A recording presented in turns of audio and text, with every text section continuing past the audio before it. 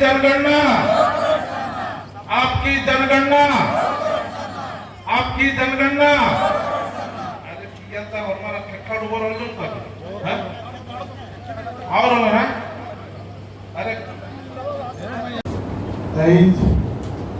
हमें सुंदरगढ़ जिला के रसिकराजपुर में हमें के कुड़िया वहाँ थे लेकर में उपस्थित हमें के सना धर्मगुरु राजी धर्मगुरु बंधन दीगा जी, हमें के उड़ीसा प्रदेश के प्रदेश अध्यक्ष महिला सेक्रेटरी और हमें के राज्य के उपाध्यक्ष गजेंद्र गीत जी, हमें के जिला के जो प्रेसिडेंट हमें के आदरणीय बिरसा गुलाम जी और यहाँ उपस्थित हमें के बिरसा मुंडा, सिद्धू कानू, चतराडंगा भगत, वीर बुद्धू भगत, सेंगली दे सब ये युवा मन सब हमें के महापुरुष मन युवा रहा है जो यहाँ प्रीत है सब का हमें के समाज के भविष्य में सब युवा मन और सबके जय धर्मेश, जय मारा गुरु, जय सिंह, जय सरदार।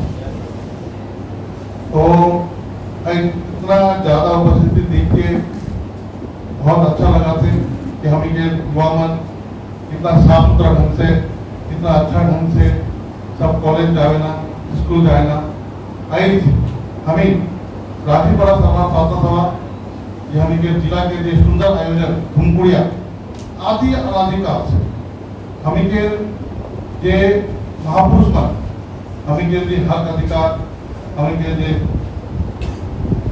संस्कृति, हमें के सारा कुछ जो गांव में बचाए के रखे हैं, धुमकुड़िया ही हमें के बचाए। अरे बिरसा मुंडा इतना बड़ा आंदोलन करना और एकदम युवा अवस्था में अपन समाज में जान दी देना और चतुर्णा भगत, वीर बुद्ध भगत, सिद्धू कानू, दुर्गा माझी ये भी हमें के ये महापुरुष बन रहा है। उन्होंने शिक्षा ग्रहण कहाँ पेड़ कर रहा है, कहाँ पेड़ कर रहा है? ये धुमकुड़िया में उस जमाने में ना हिंदी स्कूल, ना उड़िया स्कूल, ना बंगला स्कूल, कोनो स्कूल नहीं रहा, लेकिन अपन गांव समाज में हमें के धुमकुड़िया रहा, वहाँ हमें सारा कुछ सिखाते रहे और हमें के समाज इतना सुंदर समाज ये इतना इतना महापुरुष बन पैदा होना जहाँ आई उकर बाद आई हमें नौकर मुर्गा बन के हमें वंशज तो आई अच्छा शादी में मुझे पढ़ा था तो हाँ न तो मैं हिंदी में बोल रहा हूँ। मोर जन्म हुई है एकदम पश्चिम बंगाल में हैमिल्टन जगह गांव के नाम रहा है और वहाँ शादी उठा रहा है, बंगला उठा रहा है, ऐसे तो गाँव बहुत लगा लेकिन बहुत कोई बंगाल भूटान नेपाल पुरखा बनते जा रहा है तो मोर दादी मोर बाबा के लिए जा रहा है बहुत जगह से। तो हिंदी में बोलो कि शादी में हिंदी में हाँ। तो मेरा जन्म जो है वो हैमिल्टन में एक गांव है एकदम भूटान बॉर्डर में, आसाम बॉर्डर में वहां हुआ है। तो पुरखा लोग जो गांव है वो लोहरदगा में नंजुआ में है। तो मेरा दादाजी मेरा दादी जो है पिताजी को लेके वहां चले गए, उस समय सब कमाने के लिए भूटान चले जाते थे चाय बना। तो वहां पर हम लोग का गाँव में हमें लोग थोड़ा बाजार में रहे, उस घर में एक ही आदिवासी कुरुक परिवार, उरांव परिवार, बाकी इधर नेपाली, इधर बंगाली, इधर बिहारी। तो हम कुरुक नहीं है, अभी सीख रहे हैं लेकिन कुरुक सीखने का बहुत कोशिश कर रहे हैं। उसके बाद हम स्कूल एक में ही दुमका आ गए। दुमका मतलब सिद्धू कानू का इलाका, संथाल परगना। दुमका से हम ग्रेजुएशन किए, फिर पीजी किए रूरल डेवलपमेंट में, ग्रामीण विकास में, और वहीं पर हम गांव-गांव में सरना का प्रचार किए। उसके बाद हम लोग वहाँ पे पहाड़ी जनजाति के बीच में काम किए, संथाल जनजाति के बीच में काम किए। तो संथाली लगभग बोल लेते हैं, संथाली समझ लेते हैं, बोल लेते हैं। कुरुक हम इधर काम कर रहे हैं तो कुरुक भी सीखेंगे। तो आप लोग हिंदी में आप लोग बात को रखते हैं। तो मुख्य बात जो है कि आज जो है कुड़िया में मुझे विषय मिला है tribal livelihood and employment. Tribal livelihood मतलब क्या होगा? लाइवलीहुड का मतलब है जीवन यापन, जीवन यापन। जैसे मेरी माँ क्या थी, मेरी माँ स्कूल में टीचर थी, क्या थी? स्कूल में टीचर थी, उसका लाइवलीहुड था। मेरे पिताजी क्या थे? मेरे पिताजी पहले बंगाल में लकड़ी का व्यापार करते थे। क्या का? टिम्बर का। जंगल को ठेका में लेते थे, थोड़ा थोड़ा काट के भी बेचते थे। उस जमाने में ये काम चलता था। उसके बाद जो है वो भी समाज सेवा में आ गए और वो भी बाद में कालचिनी विधानसभा का विधायक बने। क्या बने? एमएलए विधायक बने। हम जो है मैट्रिक में हम दुमका आ गए पढ़ने के लिए, क्योंकि बंगाल में उतना पढ़ने का सुविधा नहीं था, तो दुमका मेरा नानी का हमको भेज देगा पढ़ने के लिए। हम मैट्रिक दुमका से किए, ग्रेजुएशन जो है दुमका एसपी कॉलेज से किए, पीजी जो है न्यू दिल्ली इग्नू से किए। उसके बाद हमको शुरू से लगता था कि हम जो है व्यापार करेंगे। क्या करेंगे? व्यापार करेंगे। तो हम अपना जिंदगी में हम व्यापार को चयन किए। उस समय 98 में, और तो पैदा भी नहीं हुआ था। 98 मतलब आज हो गया 27 साल पहले हम गैस एजेंसी और पेट्रोल पंप का फॉर्म भरे थे। क्या भरे थे?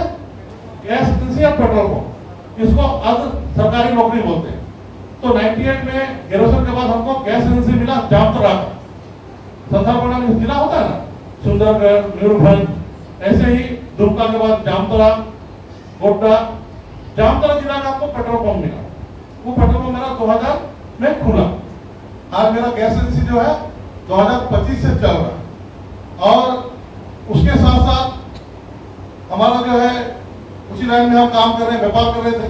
लेकिन संथाल प्रोग्राम में वहां भी हम लोग शेड्यूल लिया है, लेकिन संथाल लोग रहते हैं, संथाल जनजाति है।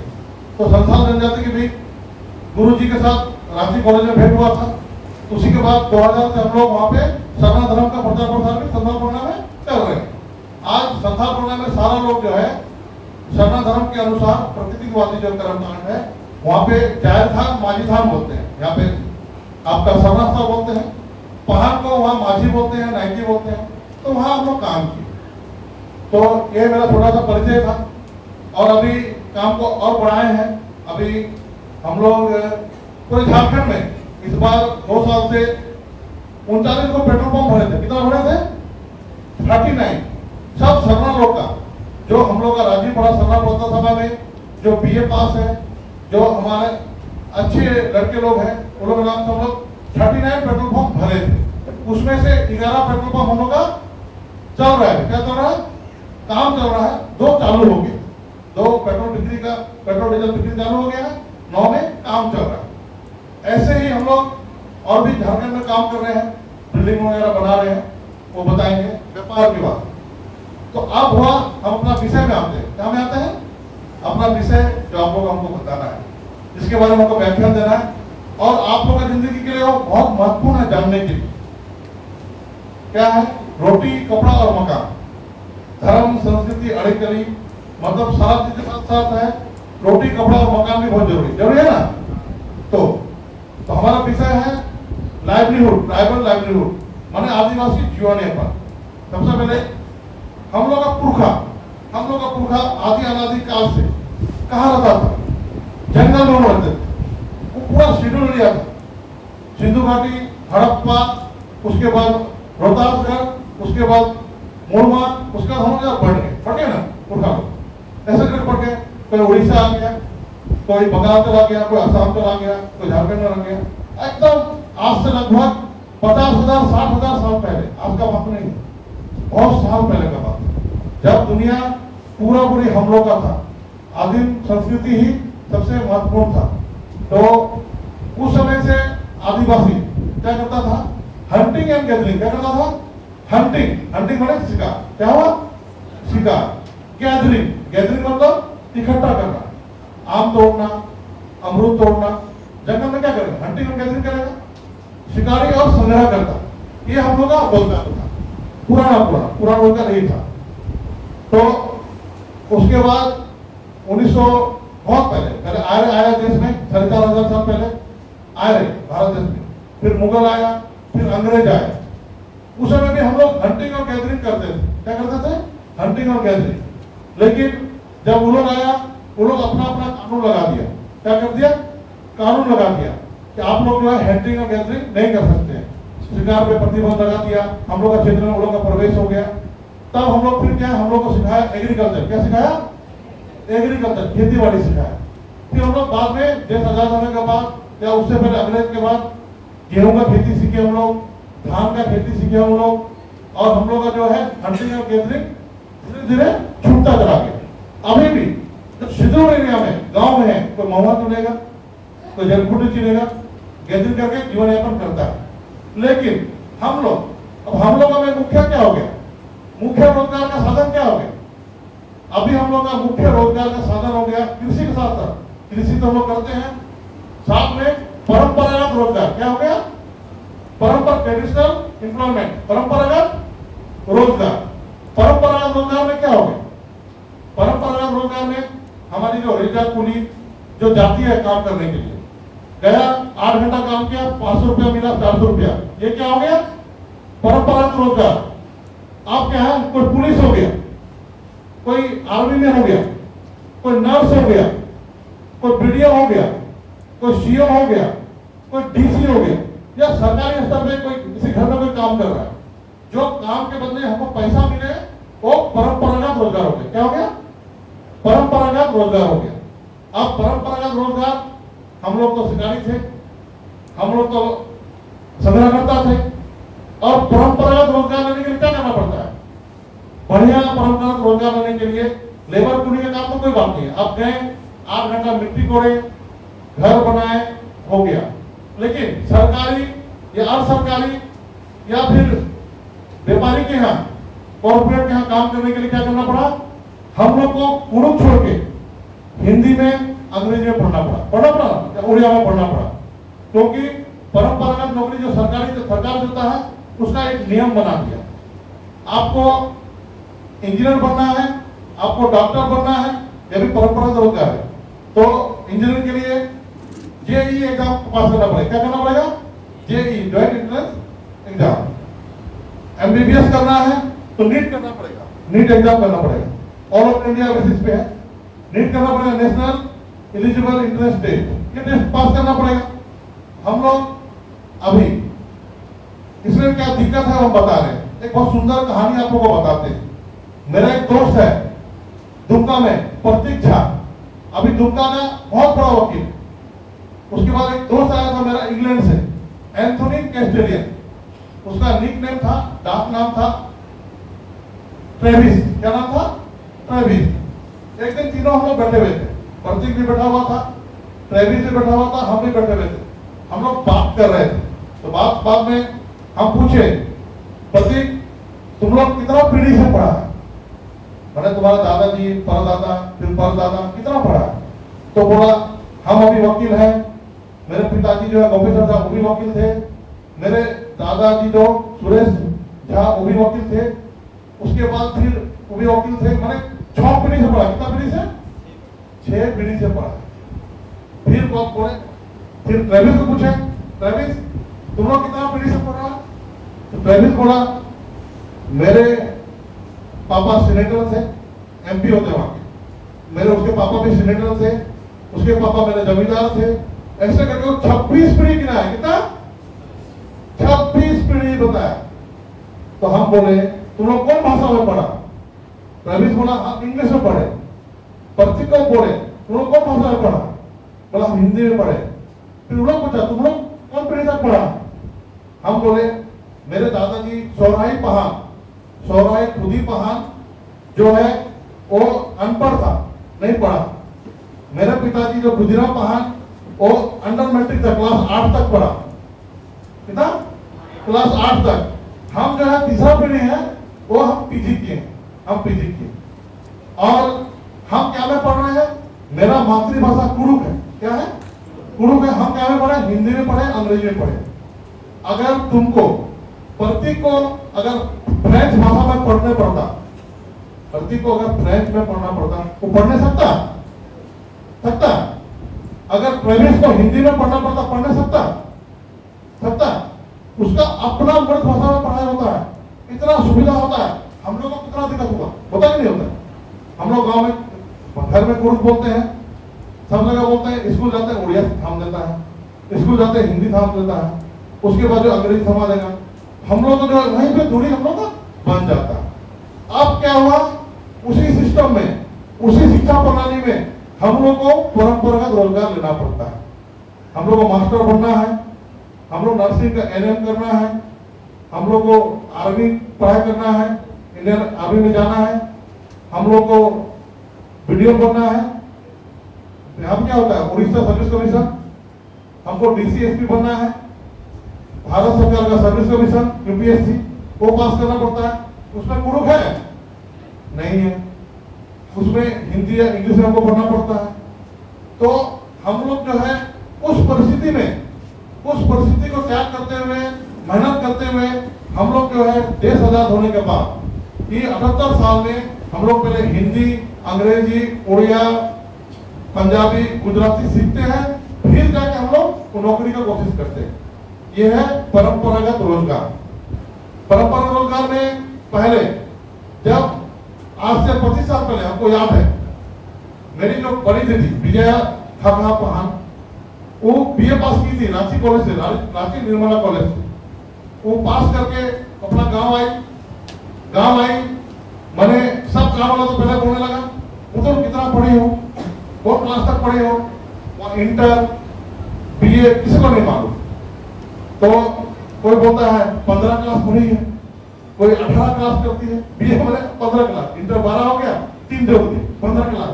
तो वहाँ गांव में तो 15 क्लास पढ़ के आई है रांची से, मैंने बहुत बड़ा पढ़ा है ना। उसके बाद वो सर्टिफिकेट मिला बीए पास का, हम लोग वहाँ दीदी जमा कर दी। एम्प्लॉयमेंट एक्सचेंज, रोजगार एक्सचेंज वहाँ होता था हर जिला में। हम एमए पास है, हम जाकर वहाँ लिखवा देंगे, हम बीए पास है, ऑफिस में एम्प्लॉयमेंट एक्सचेंज में लिखवा देंगे, हम इंटर पास है, लिखवा देंगे। तो वहां से कॉल लेटर आता था, क्या आता था, कॉल लेटर आता था। दीदी का भी 3 महीने में आया स्कूल में पढ़ाने का, मैंने 10 क्लास का स्कूल में पढ़ाने का। आज ऐसा हो पाएगा? उस समय क्या होता था, उस समय 1 लाख आदिवासी में एगो बीए पास की। आज हम लोग लगभग सब लोग तीसरा पीढ़ी चौथा पीढ़ी है, हम लोग पढ़ रहे हैं, हम लोग किसी तरह पढ़ ले रहे हैं, आर्ट्स कर ले रहे हैं।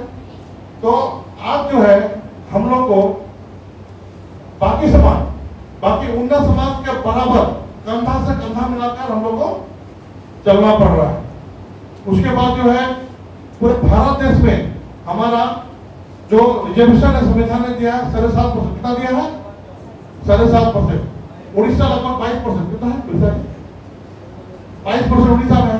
मैंने 100 में नौकरी मिलेगा तो 22 हम लोग आदिवासी लोग को मिलेगा। तो आज 22% हम लोग को उड़ीसा में मिल रहा है।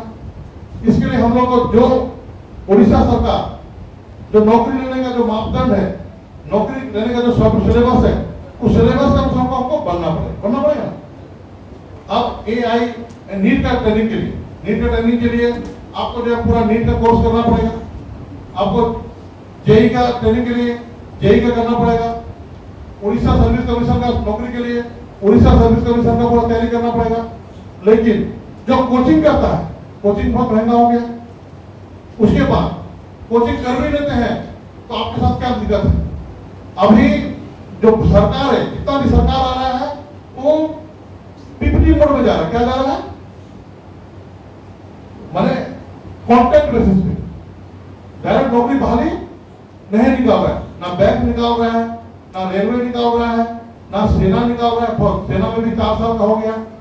तो ये परंपरागत रोजगार जो है इसमें भी काफी दिक्कतें आ गया, बहुत कष्ट हो गया। अब हम लोग के जमाने में हम लोग आप लोग से 25 साल पढ़े हैं। हम 1992 में हम जो है मैट्रिक किए, तो 94 में इंटर किए। उसके बाद जो है 98 में लगभग हम ग्रेजुएशन कर लिए। उस समय ग्रेजुएशन में 3 साल होता था, लेकिन हम लोग को 4 साल लेट सेशन करता था, 4 साल लगा। पीजी करने में हमको 2000 लगा। आप लोग से लगभग एक पीढ़ी 25 से 30 साल हम लोग सीनियर।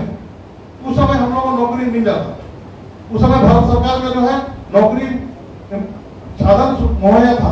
आज जो है आप लोगों के सामने में ये समस्या है कि आप लोग किधर जाएंगे, क्या नौकरी करेंगे।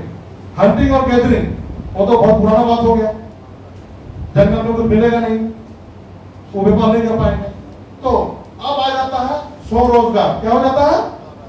स्वरोजगार, बिजनेस, स्वरोजगार और बिजनेस। तो स्वरोजगार और बिजनेस हम लोग करेंगे क्या समस्या आ जाता है? व्यापारी एक वर्ग ही ऐसा है जो व्यापार कर रहा है, जो पूरे भारत देश का सिस्टम, व्यापार सिस्टम को अपने हाथ में रखा है। व्यापार में आपको पूंजी चाहिए, 1 लाख, 2 लाख, 5 लाख, वो ट्रेडिंग का व्यापार किया। क्या है? ट्रेडिंग का व्यापार। ट्रेडिंग का व्यापार किसको बोलते हैं? ट्रेडिंग का मतलब हो गया कि आप 10 रुपए का सामान खरीद के लाए और 12 रुपए में बेच दिए। आप 5 रुपए में सामान खरीद के लाए, 7 रुपए में बेच दिए। आपका फायदा कितना हुआ? जो 20 का जो पैसा 2 रुपया हुआ। तो 2 रुपए जो फायदा हुआ, वो फायदा में आपको काम करना है। अब क्या है? आप जो सामान आप खरीदने के लिए जाइएगा, स्वरोजगार में, व्यापार में या वन उपज में, वो व्यापार में आप दिल्ली जाइएगा, कलकत्ता जाइएगा, भुवनेश्वर जाइएगा या बड़ा शहर में जो सामान आप खरीदिएगा, आपसे लेगा 10 रुपया। लेकिन जो व्यवसायिक वर्ग है वो खरीद के लाएगा 8 रुपया। कितना में? क्योंकि वो 4 पीढ़ी से वो व्यापार कर रहा है, उसको मालूम है कहां से जो व्यापार हम खरीद के लाएंगे सस्ता लाएंगे। आप लेके आइएगा 10 रुपया में, वो खरीद के लाएगा 8 रुपया में। आप बेचिएगा 12 रुपया में, वो बेचेगा 10 रुपया में, फिर भी 2 रुपया कमा रहा है। आपका सामान अभी ये गमछा, हम लोग का सरल गमछा है, इसका दुकान हम लगा देंगे। यहाँ एगो लगा दिया दूसरा जात का आदमी, एगो लगा दिया हम लोग का आदिवासी। आदिवासी बेच रहा है 12 रुपए में, और हमारा जो है व्यापारी वर्ग बेच रहा है 10 रुपए। किसे खरीदेगा आप लोग? 10 रुपए में खरीदेगा नहीं खरीदेगा? 10 रुपए में खरीदिएगा। सिंपल सी बात, देखिएगा नहीं कि आदिवासी है, आप लोग देखिएगा सस्ता होगा, उसी को खरीदेंगे। तो राजीपाड़ा सरना प्रार्थना सभा इस विषय में 2-3 साल से हम लोग क्षेत्रीय कमेटी बहुत मंथन कर रहे हैं, बहुत प्रयास कर रहे हैं। पिछले बार भी हम आए थे राउरकेला में, हम बताए थे कोई भी समाज, कोई भी योजना लगाने में 5 वर्ष की योजना लगता है। कितना लगता है? कम से कम 5 साल। 5 साल कोई चीज आप करते हैं तो बिल्डिंग भी बनाते हैं, 5 साल लग जाता है। एक पेट्रोल पंप हम लोग खोलते हैं, 3 साल कम से कम लग जाता है। जमीन का है, सरकारी जो कागजात है, सारा चीज है। तो अब जो है, जो लोग आप लोग जो है नौकरी, परंपरागत रोजगार, वो तो आप सब लोगों को मालूम है, मोटा मोटी है ना, सब लोगों को मालूम है कि परंपरागत रोजगार तो ये हम बताए भी। लेकिन स्वरोजगार के और आप लोग जाना चाहते हैं, स्वरोजगार करना चाहते हैं, तो आप लोग जो है, हम लोग प्रयास कर रहे हैं कि अगर हाथ उठाइए आप लोग, कौन कौन अमेज़न से शॉपिंग करते हैं? ऑनलाइन शॉपिंग कौन कौन करते हैं? फ्लिपकार्ट, अमेज़न या इतना काम आदमी करता है अमेज़न से ऑनलाइन शॉपिंग। सबको ऑनलाइन शॉपिंग के बारे में मालूम है? सबको मालूम है? हाँ। तो हम लोग कोशिश कर रहे हैं, राजीपाड़ा सरना प्रार्थना सभा अपना संगठन को टोटल हम लोग ऑनलाइन करने की कोशिश कर रहे हैं। कैसे कोशिश कर रहे हैं हम बता रहे हैं। सबसे पहले हम लोग कोशिश कर रहे हैं कि राजीपाड़ा सरना प्रार्थना सभा का अपना एप्लीकेशन बन रहा है। क्या बन रहा है? एप्लीकेशन बन रहा है, और रोजगार से कैसे जोड़ेंगे उसको भी हम लोग बता रहे हैं। हम लोग आपको मदद करने के लिए, एक तो हो गया परंपरागत रोजगार, एक हो गया स्वरोजगार। तो स्वरोजगार के लोग और हम लोग कैसा जाए, कैसे समाज एक दूसरे का हाथ पकड़ हम लोग आगे बढ़े, इसके लिए हम लोग क्या कर रहे हैं। तो सबसे पहले कि राजीपाड़ा सरना प्रार्थना सभा पूरी अभी जो है 2 साल से कैसे संगठन, कैसे हम लोग प्रार्थना सभा, कैसे हम लोग सरना लोग एक पटिया में आए और सुंदर ढंग से समाज को बनाए, और हम लोग कैसे आप लोगों को रोजगार के लिए हम लोग कैसे रास्ता दिखाएं, कैसे हम लोग आप लोगों को हाथ पकड़ के। अब समाज हमारा भी लगभग 2 साल में 50 साल हो जाएगा। आप लोगों के सामने पूरा दुनिया बचा हुआ, हम और 20 साल जिएंगे, 25 साल जिएंगे, 30 साल जिएंगे, लेकिन आप लोग 50 साल जिएगा। अब उरांव समाज, सरना समाज, आदिवासी समाज, संथाल समाज, आप लोग हैं, आप लोग जैसा आगे बढ़ेगा वैसे ही बाकी समाज या बाकी दुनिया जानेगा कि उरांव लोग ऐसा होता है, कुरुम लोग ऐसा होता है। इसलिए हम लोग कोशिश कर रहे हैं कि आप लोग के कंधे में, आप लोगों को जिम्मेवारी देने के लिए आप लोग अपना समाज को कैसे आगे बढ़ाएं। जैसे पुरखा में जब हम लोग कबीलाई व्यवस्था में पढ़ा व्यवस्था में रहते थे, एक गांव में रहते थे, तो शाम में अगर किसी घर में खाना नहीं बनेगा, धुआं नहीं उठेगा, तो पहन हर परभोरा को भेजता था, देखो कौन कौन घर में धुआं नहीं हो रहा है, अगर वहां धुआं नहीं निकल रहा, खाना नहीं बन रहा है, तो उसके लिए खाना का व्यवस्था करते थे। उसके बाद जो है हम लोग शिकार के लिए जाते थे, पहाड़ के नेतृत्व में जंगल गए, शिकार किए, हर घर में जाएगा शिकार। अभी ऐसा व्यवस्था हो पाता है? नहीं हो पाता। अब कोई बीमार पड़ा, हम लोग मदद कर पाते हैं? नहीं कर पाते हैं। हम लोग आशा करते हैं मुखिया आएगा, एमएलए आएगा, बीडीओ आएगा, सीओ आएगा, एसडीओ, डीसी, कोई आएगा वो मदद करेगा, वो कोई आएगा वो मदद करेगा। मान लीजिए कि हम यूपीएससी पास करके आते हैं, मेरा दोनों लोग यूपीएससी पास करके, बहुत लोग कहीं एसपी है, कहीं डीसी है, हम भी मान लीजिए यूपीएससी तैयारी करते, हम व्यापार को नहीं चुनते, हम सुंदरगढ़ का डीसी बन के आते, तो मेरे हाथ में थोड़े जादूगर खड़ी हो जाता, सबको ठीक कर दिया करेंगे। डीसी का भी अपना एक सीमित सरकार साधन है, समाज को हम लोग को खुद देखना है, खुद कैसे ले जाए। तो इसी के लिए ये सब बात को लेके हम लोग जो है 2 साल से काम कर रहे हैं, और 5 साल का हम लोग काम करते हैं। क्या लगे? 5 साल, 2026 हो गया, 29 तक हम लोग इसको कर देंगे। क्या कर रहे हैं? सबसे पहले हम लोग प्रार्थना सभा और sarnasabha.com 2 एप्लीकेशन बनाए हैं। क्या बनाए हैं? 2 एप्लीकेशन बनाए हैं। अगले साल भारत में जनगणना होगा। क्या होगा? जातीय जनगणना होगा। हर कोई सरकारी आदमी आप लोग का गांव में आएगा और आप लोगों को पूछेगा आप लोग का जाति क्या है, आप लोग का जाति क्या है। आप लोगों को बताना है उरांव, मुंडा, हो, खड़िया, बिरहोर, जो भी है, पहले जाति आप लोग लिखना है। दूसरा आपको पूछेगा आपका भाषा क्या है, तो पहला भाषा में क्या लिखना है? कुरुख लिखना है, मुंडारी लिखना है, उरांव लिखना है, जो भी भाषा आपका लिखना है। उसके बाद बोलेगा द्वितीय भाषा। क्या बोलेगा? सेकेंड भाषा। सेकेंड भाषा में उड़िया नहीं लिखना है। अगर आप है उरांव तो आपको जो है संथाल लिखना है, अगर आप संथाल है तो मुंडा लिखना है, द्वितीय भाषा। तो तीसरा मुख्य बात, उसमें आएगा धर्म कॉलम। क्या आएगा? धर्म पूछेगा। उसमें हिंदू है, मुस्लिम है, सिख है, बौद्ध है, जैन है, 6 धर्म है। हम लोग का सरना वहां लिखा हुआ नहीं रहेगा। आप लोग को वहां पे सरना लिखवाना है। क्या लिखना है? सरना वहां लिखना है।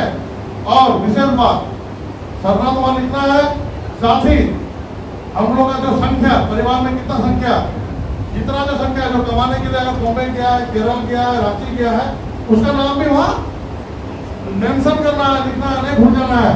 मेरा भाई, मेरे बहन कहीं काम करने के लिए कहीं गई है, उड़ीसा हो गए, राउरकेला गई है, या भुवनेश्वर गया है, रांची गया है, केरल गया है, सबका नाम जो जिंदा है लिखना है। लिखना ही नहीं है, लिखना है। और धर्म कॉलम जो है उसमें सरना लिखना है। क्या लिखना है? सरना। और चेक करना है पूरा कि पेंसिल से नहीं ना भर रहा है वो। जो टीचर आया है, वो जनगणना करने आया है, पेंसिल से नहीं लिखना है, बॉल पेन। क्या लिखना है? बॉल पेन से लिखना है। अगर हम लोग नहीं लिखेंगे तो हम लोग का संख्या घट जाएगा, रिजर्वेशन घट जाएगा।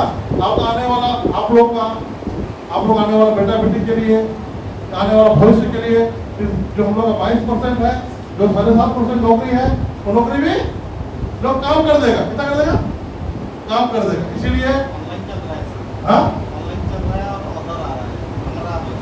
हो गया, चलो हो गया। तो ऑनलाइन चल रहा है, मैंने हम लोग पेन पेपर और बोल रहे हैं। ऑनलाइन में भी जो पैड लेके आएगा, मोबाइल लेके आएगा, एप्लीकेशन है, ऑर्डर में आपको सरना लिखना है। ऑर्डर सरना लिख रहे थे, लिखने का कोई ऑप्शन नहीं है, सरना लिखने का खाली ऑर्डर में टिक दे रहे हैं। ऑनलाइन चल रहा है, खाली ऑर्डर में टिक दिया बस। कब हुआ आपका? अभी बच्चे लोगों का जब जनगणना हुआ अभी नहीं जातीय जनगणना जो आएगा, अभी जो हम लोग का स्कूल का स्कूल के तरफ 0 से 18 साल तक का उसका जो रिकॉर्ड किया था, उसके लिए जो दिया था ना, उसमें दिया था अगस्त, उसमें जो लेकिन 2000 जो अभी जनगणना होगा 2024 में, उसमें पूरा डिटेल आएगा, उसमें डिटेल आएगा। अभी दिया नहीं। दिशा जी क्लियर कर दिए।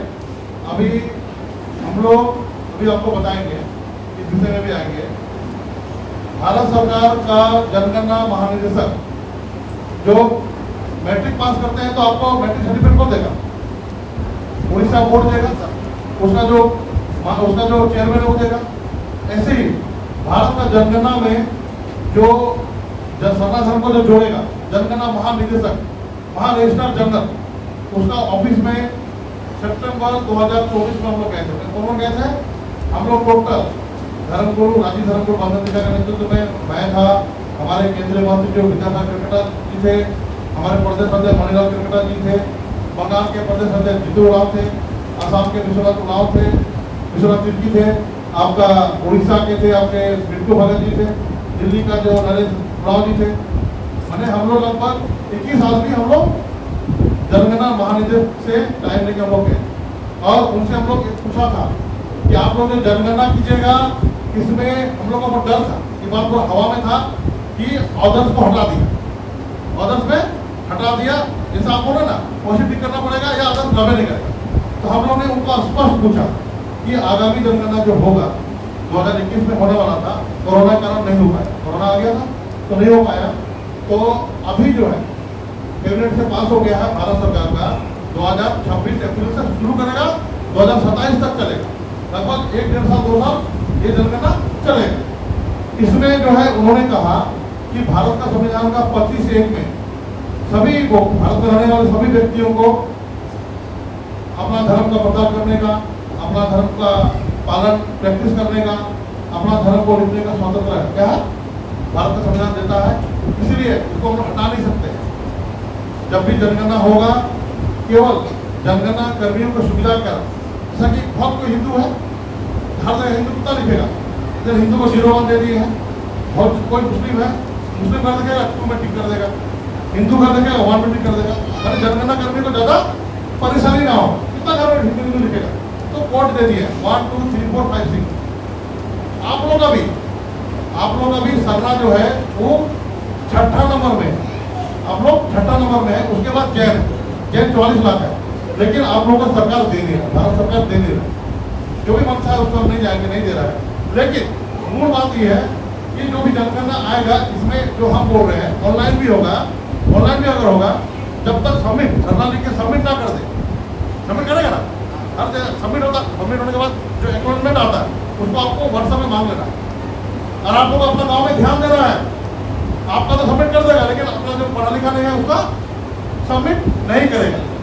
हम लोग नौकरी में जो रिजर्वेशन घट जाएगा, भारत सरकार घट जाएगा, झारखंड सरकार का, उड़ीसा सरकार का घट जाएगा। तो ये जो जनगणना है उड़ीसा सरकार क्या, और इसके लिए भी हम लोग झारखंड सरकार में हम लोग ने अभी मांग रखा है कि जो आदिवासी सरना बहुल जो हम लोग का प्रदेश है, झारखंड, उड़ीसा, असम, पश्चिम बंगाल, छत्तीसगढ़, जो आदिवासी बहुल है, सरना बहुल है, वहाँ पर झारखंड सरकार भी लागू करे। अगर झारखंड सरकार लागू करता, ऑर्डर की जगह में हम लोग का सरना रहता।